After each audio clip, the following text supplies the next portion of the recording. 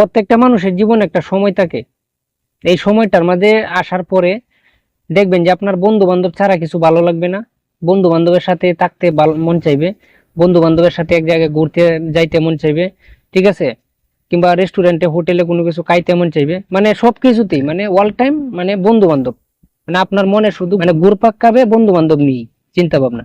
কিন্তু একটা সময়ের পরে এসে দেখবেন মানে মানুষের জীবন কিন্তু আসলে চেঞ্জ হওয়ার মতো, মানে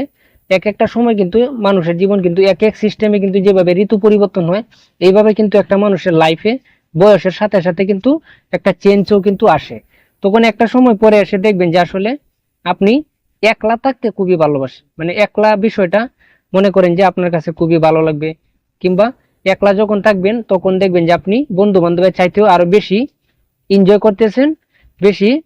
ফিল করতেছেন, ঠিক আছে। তো আসলে সবকিছু আপনার সময়ে কিন্তু পরিবর্তন হয়ে যায়।